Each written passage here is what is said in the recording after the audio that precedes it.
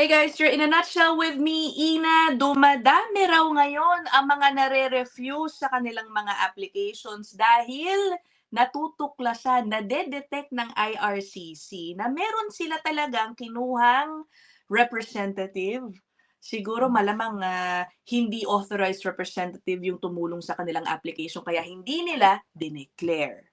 Okay, yan ang dahilan. Parang misrepresentation yan, kaya Mm. nare-refuse. Dumadami raw yung cases na ganyan. Yan ang ating pag-uusapan kasama, of course, si Attorney Lou, immigration lawyer, now part of Lexpert. Balikan niya yung nakaraang episode natin. Thank you. Welcome back, Attorney Lou.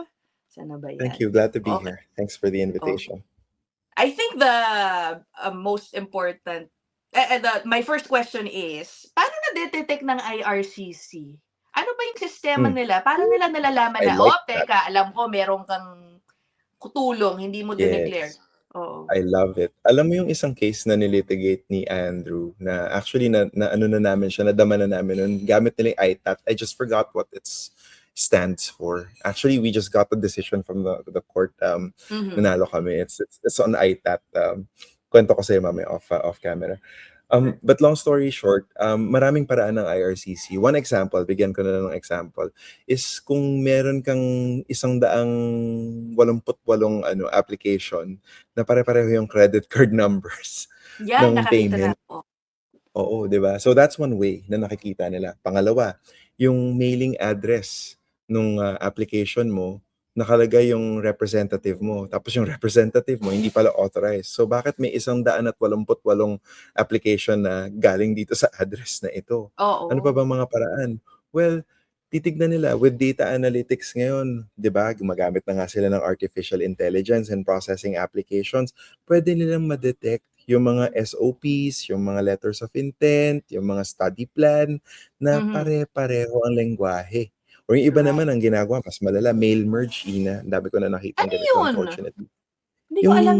gagawa ka ng maraming application pero i-fill out na lang ng Microsoft Word yung mga blanks, halimbawa. Oh my gosh, may So, ganun pala. Oh. yes, and yung story na I think na-cover to ng Omni, yung pati yung pangalan ng aso nila na si Brownie, pareho pare-pareho yung Naka pangalan ng aso. 'Di ba parang nakakaloka. oo, nakakaloka talaga na parang ano 'to, parang gagawa din lang naman yung representative ng cooked up story. Alam mo yun, ang tamad pa rin na parang gawin niyo naman ng Aha. creativity yung pang-sa-scam ninyo, parang gano'n. Pero Correct. nakakaloka, hindi ko in-encourage yun, guys, But the point is may mga paraan ng IRCC to detect just on the application documents that you submit. Meron Right. din, isa pa, favorite ko, yung metadata ng isang application. I think napag-usapan natin 'to minsan, na pagka tinignan mo yung metadata ng application, yung pinaka-favorite ko, yung may nakita akong acknowledgement of receipt, allegedly, ng Hmm. isang application na binigay nung kanyang representative sa client nga, 'di ba? Na, ito na-submit ko na. Pero sabi nung nakita ko yung AOR kasi sabi nag-consult sa akin. Parang hindi 'to tama, sabi ko. Tinignan ko. So, I went into forensics mode. Nag-imbestiga ako. I put on my FBI cap or CSIS cap. And then tinignan ko yung metadata nung file. Aba, ang author nung file, Canva. Sabi ko, Oy, bakit grabe, Canva ang oo. author ng AOR? So, dinoktor ito, 'di ba? Parang talagang nahulog ako sa sa upuan. Sabi ko, oh my God, sobra namang ang blatant naman nito. Hindi ko rin ini-name kung sino yung consultant na yun, pero happy, gano'n. Oo, pero guys, remember, kapag nahuli kayo na ganyan, so mare-refuse yung application ninyo and it usually comes with a 5-year ban, right? Misrepresentation is going to Oo, lead into 5-year ban. inadmissibility, 5-year ban. Okay, Permanent yan sa record niyo tapos 'pag na-refuse, meron pa bang puwede pa bang makiusap? Sasabihin, good "Oh, hindi ko alam, eh, kasi alam mo eto na, hindi ko rin hmm, binayaran 'yan. So, I didn't know na kung nice. sino ba dapat ko i-declare 'yun. Hindi naman siya naningil, eh." Yung gano'n. So Baka two baka 'yun ang things, sabihin lang ano, oo. mm, two things.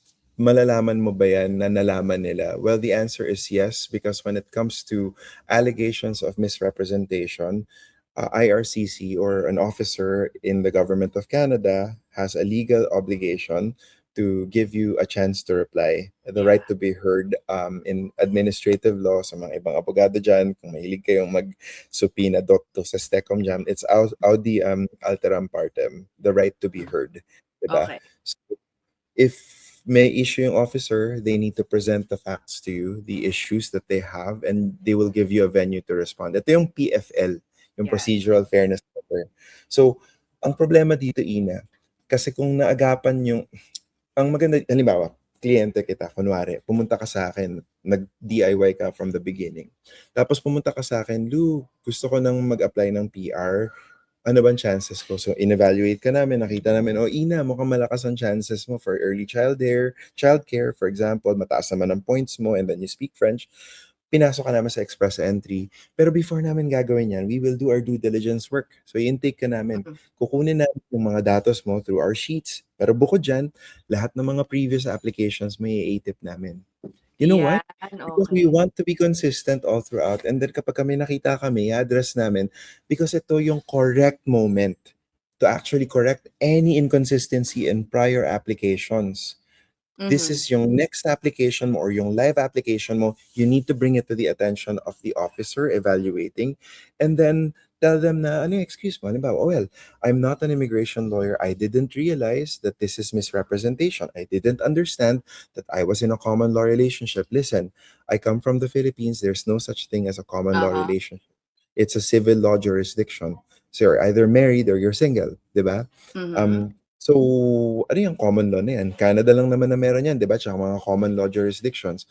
So, syempre may mga ganong explanations. And kadalasan, kapag bring up namin kung proactive ka sa disclosure ng ganyan, yun nga, in your case, pumunta ka sa akin para ayusin yung PR application mo, nalinis natin yung prior applications, wala kang problema dyan. Yung Okay. officer, they will understand. Pero ang problema dito, bahin natin yung situation mo. Nag-DIY ka, pati yung express entry, DIY mo. Mm. Tapos yung officer, nung ni-review yung application mo, doon nila nakita na hindi mo pala dinisclose yung common law may before. Ano Correct. mangyayari dito? Makakakuha ka ng PFL, tapos sasabihin mo, Ina, okay, magbubook ako ng consultation kay Lou kasi may promo pala sila. Diba? So, Oo. okay, nag-book ka. So, sinabi ko, okay, ang problema dito ngayon, Ina, na PFL ka na. So, you can still employ the same strategy. Ang mangyayari niyan, kasi usually binibigyan ka lang 7 days, 14 days, or 1 month to respond to a Mhm. PFL. Usually, ang gagawin ko dyan, I'm new counsel, just engaged. I'm coming in to review and study and analyze this file. Please give us an extension. And from a procedural fairness perspective, itong si IRCC, they are bound to give you that Ah, courtesy and ibibigay naman yung extension. So pag-aaralan ko ngayon yung file. Tapos nakita ko lahat ng problema, we can still make that case to the officer na hindi nga naintindihan ni Ina na common law na pala sila noon. mhm. Wala namang bad intent dito. Yes, may misrepresentation. And hindi kasi innocent misrepresentation is still misrepresentation pa Yeah. rin 'di ba? Aha, aha. Walang diferensya yan sa fraudulent misrepresentation na intentional. So kung misrepresentation is misrepresentation, mea culpa. In other words, I'm so sorry. I didn't Oo. know. I really respect Canada's laws, etc., etc. A lot of times it works. Pero there Oo. are officers, discretion din kasi ito ng officer. Kapag depending on your circumstances, talagang kung may damage, halimbawa, for example, pumasok ka, hindi mo dinisclose yung common law mo. Yung common law partner mo pala nasa Canada na. Tapos it incentivizes you to stay in Canada. Mhm. Or in other words, mas malakas yung pull ties and push ties mo to go to Canada rather. Tapos from the analysis of the study permit application pa lang, from the analysis of the officer, na parang kung binalanse niya yun, kung nalaman ko lang na may common law partner ka pala nakatira sa Canada, di hindi kita binigyan ng Right. TRV or ng study permit kasi mag-iiba yung decision. Ang tawag dito, material misrepresentation. Ibig sabihin, may bearing ba yung pag-misrepresent dun sa magiging decision ng officer Right. na pwedeng magkamali yung officer. And in that case, the argument could be made na material siya. Pero yun, Mhm. discretion pa rin niya ng officer Kasi meron Oh, kaming case nun, hindi niya na-disclose yung US visa niya, na-refuse pala siya. Kasi yeah. naman, 14 years old pa lang naman siya, Ina, nung time na yun. Ginawa Right. yung Oh, application ng parents. Paano ba naman niya 'Di ba? Right. Like second year high school ka pa lang, paano mo malalaman yun, 'di ba? Or pwedeng alam mo, pwedeng hindi. So, sinabi namin sa officer, like, listen, like, this person is only 19. That refusal was like from so and so year. They were a teenager. Like, most teenagers those days, they're Hindi like nila alam not yung really paying nangyayari. attention. Exactly, 'di ba? Let's be real. So, paano Yeah. nila malalaman na i-disclose nila 'to? Hindi na, like, yes, kasalanan pa rin niya. She acknowledges it, and we counseled our applicant or our client na ganito nga. Pinagbigyan. Pinagbigyan Okay. siya. Okay. So, depende. So, in those situations talaga, kapag na-PFL kayo, guys, I mean, I know ang dami dyan nag-DIY for PFL. Akala nila simple answering of forms lang yan. Hindi. This is an intricate legal battle. Right. Na kayo. Nasa Gladiator Stadium na kayo. Kaya Yeah. ingat kayo dyan. I think dito tayo sa mismong kung makakakuha ng PFL because pinagsususpetsahan nga na merong May undeclared representative. representative. Mukhang yung IRCC talagang pinag-iinitan. Specifically, yung mga unauthorized Correct. practitioners. Correct. Diba? Alam mo kung bakit? Bakit? Sige. Kasi karamihan ng fraud nanggagaling sa mga UAP, sa mga ghost Yan. reps. Oo. Diba, they're up to no good. So, 'di ba? So, proteksyonan niyo yung sarili niyo. Kung mag-hire kayo ng representative, do your due diligence. Kasi etong si immigration, sabihin nila, "Oy, na-scam ako din po biktima." Lagi ko naririnig yan sa mga lumalapit sa akin, sa totoo lang. Ang problema kasi dito, meron tayong tinatawag na doctrine of clean hands. Kung madumi din yung kamay mo, bakit ka tutulungan ng immigration, 'di ba? Tapos libre naman ng Google eh. Yun ang perspektibo ng ng mga officer. Alam nila ang mga Filipinos very connected to the internet, 'di ba? Lahat may cellphone. Pwede naman kayong mag-Google. Tignan nyo, i-Google nyo yung pangalan ng representative ninyo. Pwede naman kayong pumunta sa website ng KPIC or ng CICC or ng Law Society of British Columbia para i-confirm, 'di ba? Yeah. Hindi lang confirm, dapat confirm, 'di ba? Oo. Kasi Saka, kung oo, tama Lou, diba? If the IRCC detects that this applicant used an unauthorized agent, tapos na. Whether malakas yung profile mo, yung application, the fact that you used an unauthorized representative, and you didn't declare. yeah, Yun and yung you didn't importante doon. declare, parang refuse ka na ganun-ganun lang. Tama ba yun? Hindi siya automatic, pero the government, regardless of how strong your profile is, regardless of how strong yung factors mo to meet the program you're applying at, technical ka na eh. Technical ka na, may may misrepresentation ka, hindi mo dinisclose. Lalo na't gumamit ka ng unauthorized practitioner pala. So, yun yung pinupunteriya. And in an age right now, with immigration, yung mood is refuse as much as you can. Walang official policy, guys, pero ang nakikita namin pattern ngayon ng mga kaibigan ko is refuse as much as you can. Diba? Yeah. Delay as much. Ito yung mode eh. Ito talaga yung mode. Kasi nga, alam natin na madami pang naghihintay sa pila. Unfortunately, ganito ang, this is the violent path that the government has decided to take. Yeah. So, ingat po tayo. Paano tayo mag-iingat, Ina? Paano mo i-check yung status ng representative mo? Punta ka sa CICC portal, right? For the RCIC, sa immigration lawyer, katulad ni Lou, i-check niyo yung pangalan niya dun sa Law Society ng Ontario, o saan man sila nag-practice. But the truth is, Attorney Lou, there are even some authorized consultants, for example, na feeling ko they intentionally do not let their their clients declare them. Just ang thinking nila siguro to save them from any accountability sakaling may mali dun sa application. Nakakainis na, huwag kayo pumayag dyan. Nakita ko na yan eh. May nakita ako sa citizenship application. So, Ina, mas recent ka dyan dahil kakagawa mo lang yan. Yung citizenship application, tinatawag yung applicant for an interview. Di ba? Parehong-pareho, di ba? Tapos, in-interview, as in-interrogate siya, tinanong, anyari dito? Bakit mukhang may representative ko? Ba't hindi mo dinisclose?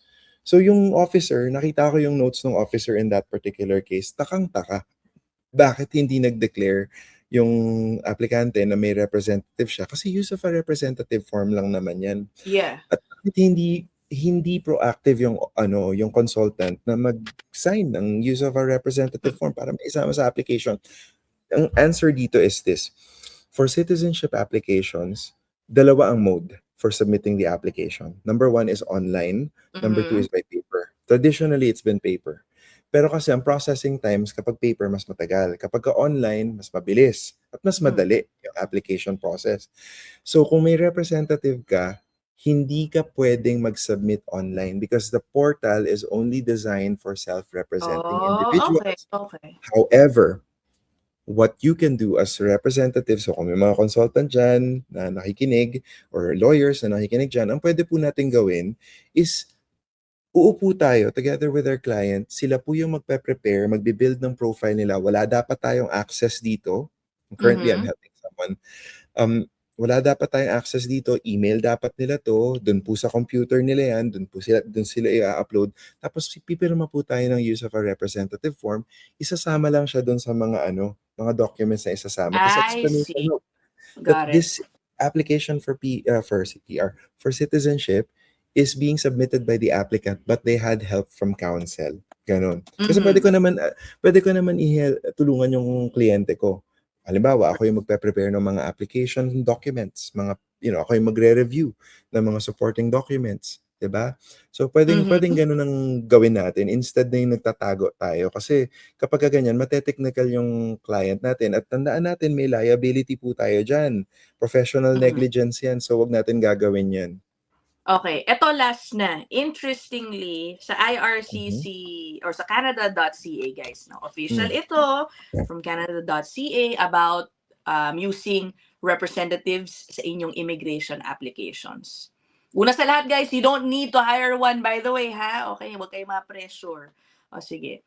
Meron ding mga unpaid representatives. Like, nakasulat dito. Unpaid representatives could be family members and friends and other third parties who do not charge a fee. Ayan na nga, unpaid eh.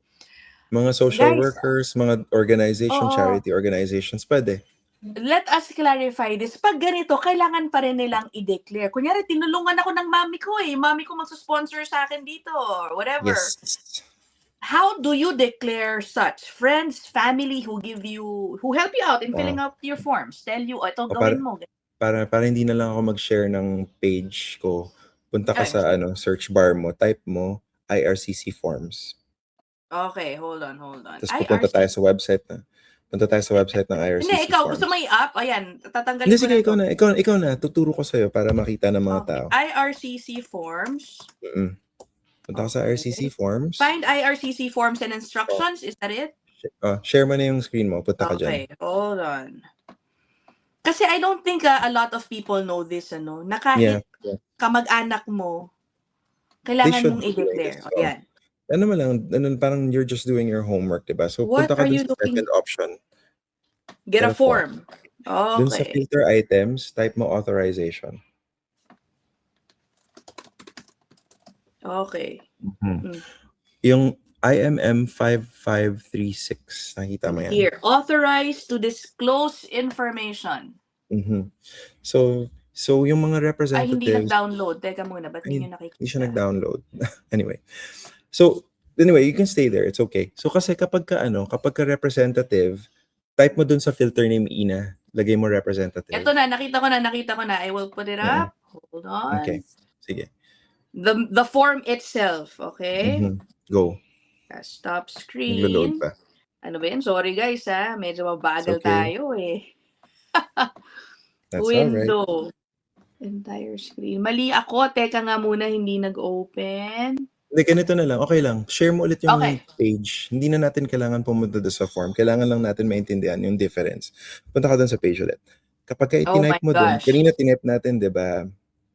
Di ba kanina tinype natin is authorization. So that form itself allows you to get your mom, your aunt, or your tito, tita, or the social worker who is not an authorized practitioner but is helping you.